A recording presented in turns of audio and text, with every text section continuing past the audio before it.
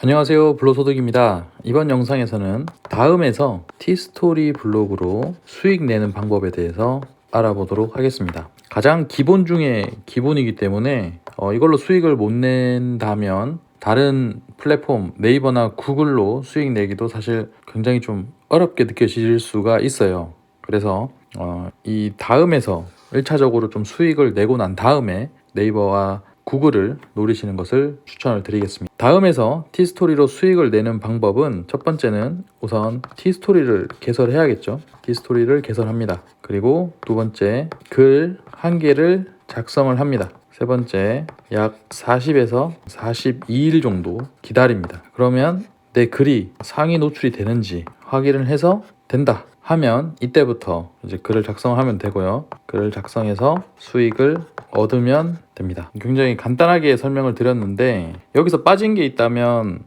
애드센스 승인이 있겠죠. 그리고 저품질이 있습니다. 이 애드센스 승인에 대해서 먼저 말씀을 드리자면 지금 이 상태에서 빠르게 돈을 벌기 위해서는 이미 받아놓은 도메인 한 개가 있어야 됩니다. 그래서 이 도메인을 우리가 흔히 말하는 이 40일에서 42일 정도 기다려서 만들어진 최적화 블로그에다가 연결을 하는 거죠. 하위 도메인으로. 그래서 글을 씀과 동시에 바로바로 수익을 얻을 수 있게 되는 겁니다. 그리고 빠졌던 두 번째, 저품질인데 글을 작성하다 보면 어느 순간 내 글이 모두 다 밀려나는 그런 경험을 하게 됩니다.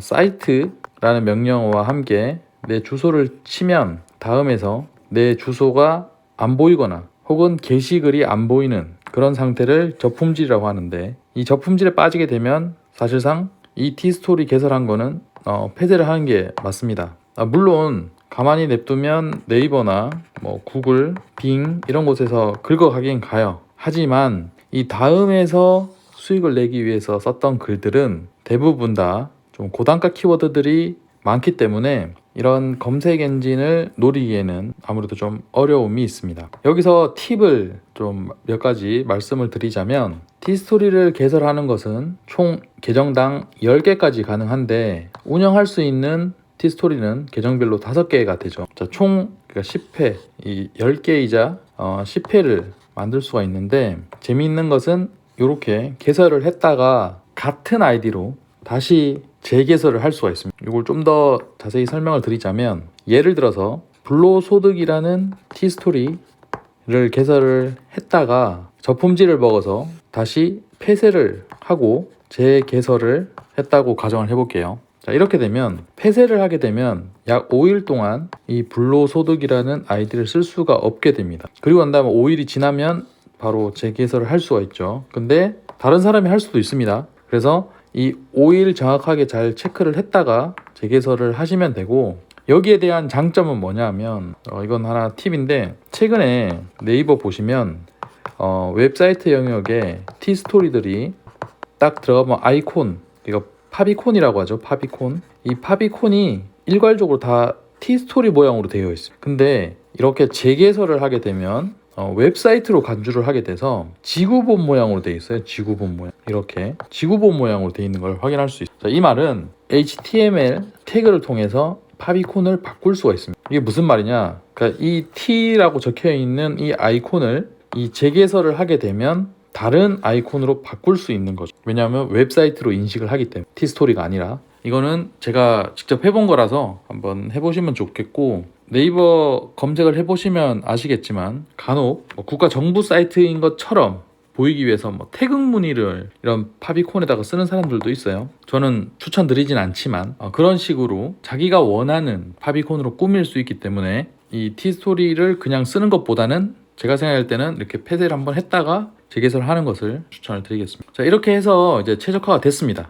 이제 여기서부터 중요하죠. 자, 이렇게 해서 최적화가 완료가 되었습니다. 아까 전에 말씀드린 대로 원래는 한 1년 전만 해도 한 30일 정도면 최적화가 됐었는데, 최근 들어서 한 41일, 42일 정도 기다려야 되는 걸로 좀 늘어난 것 같아요. 왜냐하면 워낙 악용하는 사람들이 많아서. 이 최적화만 되면 상위 노출이 정말 쉽잖아요. 그냥 상위 노출은 너무 쉽습니다. 글을 쓰면 무조건 1페이지에 도달하기 때문에 저도 블로그를 시작하는 분들에게 그 단기적인 수익에 도움이 될 수 있다라고 좀 추천을 드리고, 이거를 근데 뭐 중장기로 가져간다, 이거는 블로그를 좀 오래 하기에는 좀 도움이 안 되는 방향이기 때문에 여러분들께 좀 추천드리지는 않겠다. 그래서 이렇게 최적화가 되었다 하면 이제 글을 쓰는 방법은, 첫 번째는 고단가 키워드를 찾아서 글을 쓰는 방법이 있고, 두 번째는 아예 이 고단가 키워드를 정리를 해놔서 무지성으로 글을 쓰는 겁니다.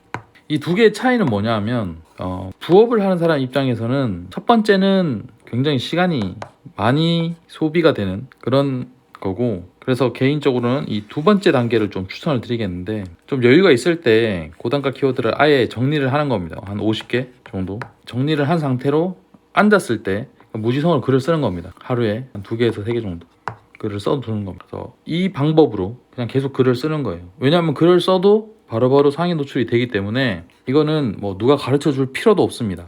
그래서 이걸 뭐 강의를 듣는다, 아니면 뭐 전자책을 산다, 이거는 정말 저는 좀 비추를 드리는 게, 이 단계만 거치면 아무 글이나 써도 무조건 상위 노출이 들어가는데, 이거를 강의를 듣는다? 좀 돈이 아깝다라는 생각이 듭니다. 적어도 본인이 한 2에서 한 3개월 정도는 혼자 할 수 있어요. 혼자 해보고 저품질도 맞아보고, 그래서 어떤 게 문제인지 정말 그런 답답함을 많이 느낀 상태에서 좀 나름 가격도 괜찮고 평점도 괜찮은 걸 듣는다 라고 하면 추천드리겠지만, 시작과 동시에 이런 고가의 강의를 듣는다, 고가의 전자책을 산다 라는 거는 전 정말 추천드리지는 않겠습니다. 그래서 이 과정으로 돈을 버시면 되고, 다음 영상에서는 지금 제가 말씀드렸던 이 고단가 키워드를 찾아서 글을 쓰는 방법, 특히 또 다음에서 먹히는 거죠. 이건 또 다음이랑 네이버랑 또 다릅니다. 그래서 요즘 분리를 해서 여러분들께 영상으로 소개를 해드릴 수 있도록 하겠습니다. 영상 끝까지 봐주셔서 감사합니다. 불로소득이었습니다.